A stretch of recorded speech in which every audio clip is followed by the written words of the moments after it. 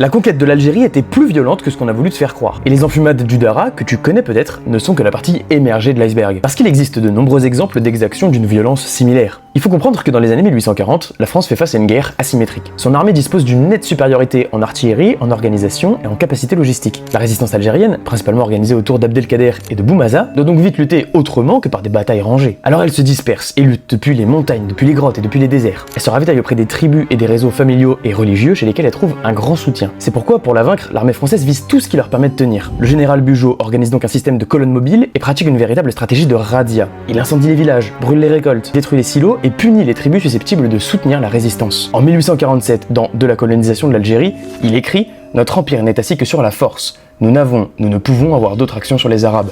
Il vous a fallu 10 ans pour trouver le système de guerre qui pouvait réduire ce peuple si guerrier. C'est seulement quand vous avez su atteindre les familles et les intérêts que la conquête a fait des progrès réels. » C'est donc dans cette logique qu'ont lieu les enfumades du Dara. Mais elles ne sont pas une exception produite par l'esprit malade d'un général excentrique. Elles sont le produit d'un système militaire colonial. Et d'ailleurs, elles n'étaient pas les premières. En 1844, Cavaignac avait déjà utilisé ce procédé contre les Sbéha. L'année suivante, Saint-Arne revendique à son tour l'emmurement de populations qui s'étaient réfugiées dans des grottes. Il décrit quand même un vaste cimetière. Un peu plus tôt, en 1832, la tribu des El Oufia est attaquée de nuit près d'Alger après avoir été accusée à tort de vol dans la région. Des témoins français décrivent un massacre sans distinction d'âge ni de sexe. En 1849, à Zaatcha, l'oasis insurgée est assiégée pendant plus de 50 jours. Les dattiers, principale richesse locale, sont détruits, la ville est prise, les chefs sont décapités et leurs têtes exposées. En 1852, la Rouate est prise d'assaut duquel suivra le massacre de près de 2/3 de la population, et qui a marqué durablement les mémoires locales. Ces exactions sont aujourd'hui bien documentées, notamment parce qu'elles apparaissent dans des rapports, des correspondances militaires, la presse de l'époque ou des récits d'officiers français. Et ce qui fait que les enfumades du Dara en particulier ont traversé le temps, c'est que le massacre a été rapporté dans la presse française, et a fait débat, notamment à la Chambre des Pairs, où le prince de la Moscova par exemple dénonçait un acte de cruauté inexplicable et inqualifiable. Mais ce débat va questionner principalement les méthodes extrêmes que sont les enfumades, et pas le fond de la colonisation, que peu de personnes osent contester à l'époque. L'armée coloniale continue donc sa mission, et on préférera lui vêtir des termes de pacification, de civilisatrice ou de maintien de l'ordre.